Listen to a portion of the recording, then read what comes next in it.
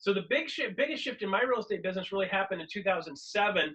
I'd just gotten licensed in 2005, moved to Tampa at the end of 2005, was learning how to build a business in a market getting destroyed. And then you had this just complete disaster zone in 2007, 8, 9, 10, 11, 12.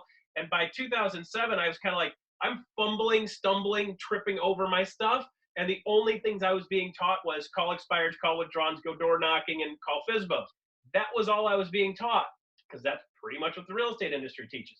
So in that regard, I wasn't having a whole lot of fun. So I started shifting my business towards doing more of my sphere of influence stuff. And I started doing more of the things that I enjoyed doing. I was doing more mountain biking. I was playing golf in a specifically, this is business building golfing. It was a what do you call it? It was a networking golfing thing, and there was like 75 people in this network golfing thing, and they'd play 9 holes every Wednesday evening. And I'd show up and they'd meet me up with 3 other people I didn't know.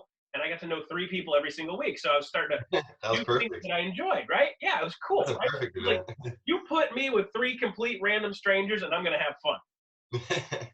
Okay? So you just go out, just have a good time, meet people, get to know people. And then I started realizing they kept asking me the same question over and over and over and over and over. Every week they asked me the same question. Vernell, what's the question they ask me every week? Oh my God. I stood on stage and talked about it for a half an hour. How's the market? Yeah, how's the market? I'm sorry. Yeah, right? Yeah, they ask me the same thing over and over. So I got really good at answering that question. I'm like, man, I keep getting asked this question. I better get good at answering this. So I got really good at answering that. And then what happened is I started building credibility really, really fast. So I was like, okay, where's my business coming from? How am I getting my business? I'm like, okay, well, I'm going out and I'm getting points, right? I'm adding people to my sphere of influence. I kept tracking my total, what was my total. So month over month, I want to make sure my total in my sphere of influence went up every single month, because I was adding people, so my total goes up, right? So when I ask people what their total is and their total doesn't change, and they said they've been adding 5 people a week, I know they haven't been adding 5 people a week. We call that bullshit. So you're adding 5 people a week, you should have 20 more at the end of the month. This is just a reality check. What's your total? And then I was like, well, how many leads am I generating from that a month? So just basically saying, somebody saying, I'm thinking about buying or selling real estate. I want to track how many leads I'm getting a month based on the other things I'm doing. Now I do Craigslist ads and blah, blah, blah. If I'm doing that, am I getting anything from it? So if I've got a bunch of people I'm adding to my sphere and I've got a big sphere total and I'm not actually getting any leads that are saying, hey, I want to either buy or sell something potentially in the future, that means what I'm doing isn't working. So I got to say, what did I have as far as somebody reaches out saying I want to do something with real estate, buying or selling real estate? And of course, I want to track how many contracts I had, how many contracts did I write, and then how many closings did I have? And if you start looking at these numbers and working your way through, I can take how many points do I get, and what my sphere of influence total is, and how many closings I'm getting. I could, just with those 3 numbers, I could say, here's my total sphere of influence, here's my total closings for the year. I can tell whether I'm at 10% or not, right? So if I take my total sphere of influence divided by 12, that should be how many closings I have. So I've got 100, if I've got 120 people in my sphere of influence, divided by 12, that's 12 closings in a year. Should be 1 closing per month. If I'm not at 1 closing per month, then I'm not tracking at 10%. So now I have a way to be able to evaluate my business and be able to run the math on my business. And I can say, okay, if I had X amount of points, and I've got X amount of people in my sphere of influence, and I'm getting X amount of closings, X amount of points per week on average gives me how many closings in a year. Now I can either go back and say, okay, my points are working, or I can go back and say, hey, my points really aren't working that well, or they're not hitting at the rate I need them to hit at, or 30 points per day, 150 a week, 600 a month isn't enough to get me the amount of closings I need to get. So then I can go backwards and reevaluate my business when I know all of these statistics and say, okay, based on the points that I get on a weekly basis, how many closings are spitting out the other end? Now I have the ability to establish ratios. If I have the ability to establish ratios, I could say, Ty, guess what, brother? You're saying you're getting 30 points a day and you're getting X amount of closing. Maybe that's not enough for your business. So you've got 2 choices if you're not getting enough closings from the points you're doing. 2 choices. You know what those choices are? What do you think they are, Ty? Just building sphere. Okay, well, so with regard to points, if your points that you're getting, if I say I'm getting 30 points every day and I'm not getting as many closings as I need, what do I need to do? switch the things that I'm doing. So if it's phone calls, I'm not having success, then maybe I'll have more face-to-face meetings, which are 5 points, or I can have more. Let's see, adding sphere is really what I've been trying to do, just because it has the most points, and phone calls 2 and spheres 10. So yeah, I mean, if one thing's not working, then switch over to another one, and you're probably not liking it if it's not working and you're getting 30 points. I mean, because if you're getting 30 points with 15 phone calls, and you're not getting anything, then that's obviously you're not liking what you're doing. Yeah, so let me simplify it even more for you. So Ty, here's a real solution, right? If the amount of points you're getting isn't giving you the amount of closings that you need at the end of the year, or in the last 3 months, 4 months, 5 months, 6 months, then you can do one of two things. You can either get more points, just add sheer volume of points. For some people that are getting 10 points a day on average, they need to just do more points. Yeah. Right?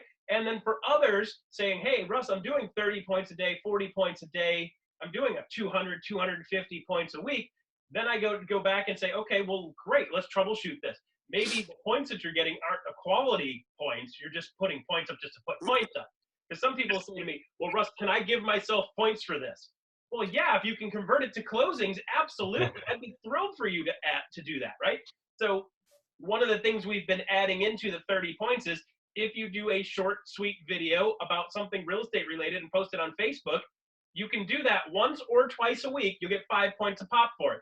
And so, well, only 5 points? Well, if you get a client that calls you and says, hey, man, I'm thinking about doing something real estate related, do you get more points for that? Yeah. Yeah, right? I don't want to just give you points for doing stuff because, like, typing on your computer, you notice that's not on the points list?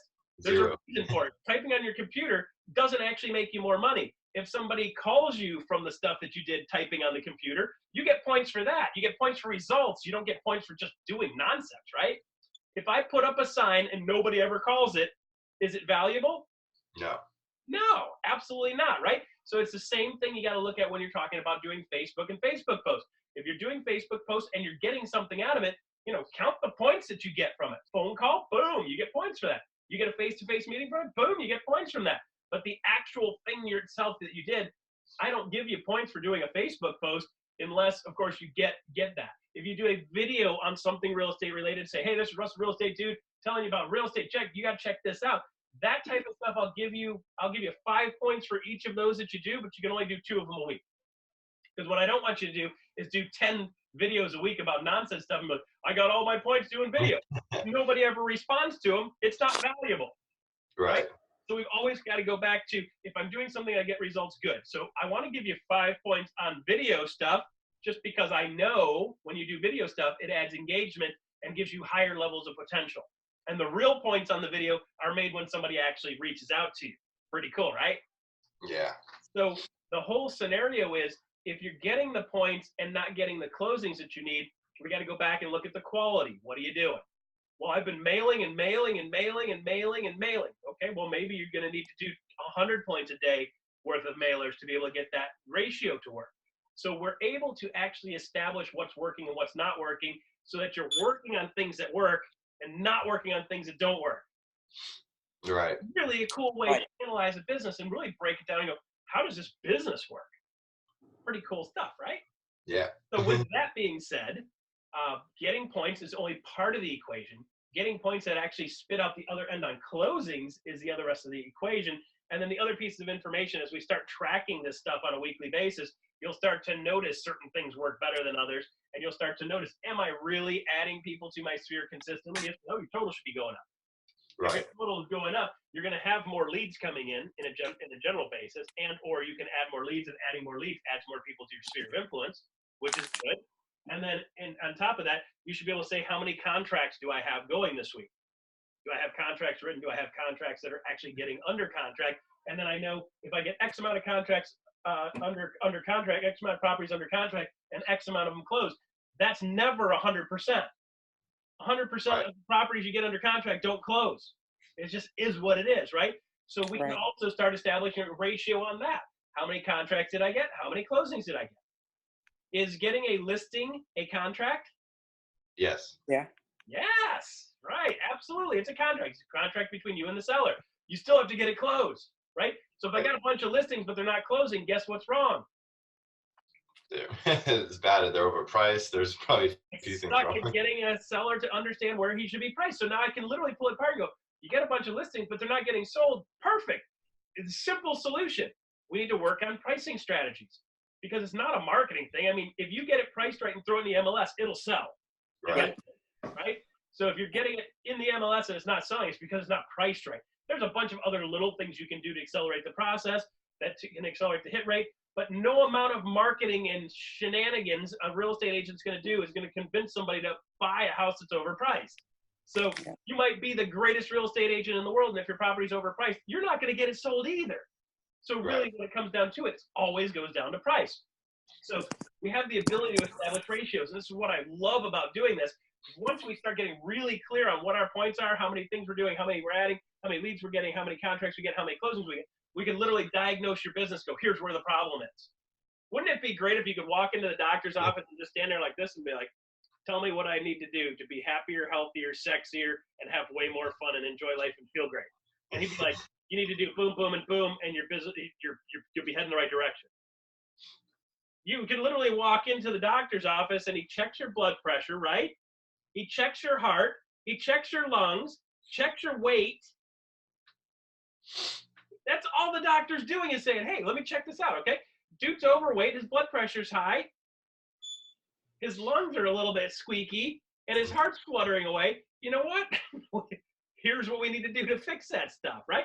So it's exactly the same thing. This is me saying, hey, Dr. Russ is on duty right now. I'm going to diagnose your business based on this stuff. If you can tell me these things and what you've got over the last 2, 3, 4, 5 months, I can tell you exactly where you need to work on. Pretty cool stuff, right? So this is your ability to say, if I'm going to diagnose something. So I jumped in my car this morning. I haven't driven it for a month and a half since I was here last in Tampa. Jumped in my little yellow car, took it for a spin, and it's got a little bit of shake in the steering wheel. So it could become from one of two things. It either means I have some type of braking issue going on, I got warped rotors, or I got a tire that's a little bit off balance. Or because I know it's been sitting for the last month and a half, the tires have been sitting in the same spot, which means it probably got a little bit of a flat spot. And once the tires warm up and get circulated again, they'll probably smooth out. So the first mile or two is rough as hell. I'm like, wow, this thing really rides rough. And then after a mile or two, it starts smoothing out a little bit. So what does that mean? Now I'm able to know, okay, it was just flat. The tires are starting to flat spot a little bit. It's been sitting for 6 weeks. Okay, you let almost any car sit for 6 weeks or 6 months, the tires will vibrate like crazy because they need to kind of recirculate and get that rubber flexing again, get it moving. Once they get warmed up a little bit, it smooths right back out. If it doesn't, then you've got a problem. Okay, so it's the same exact thing I did with my car this morning going to get coffee. Of course, I did it at 100 miles an hour, but it's different, right? Same thing. Diagnose your problem. Here's the symptoms. Here's where you're at. So that's why we're doing this.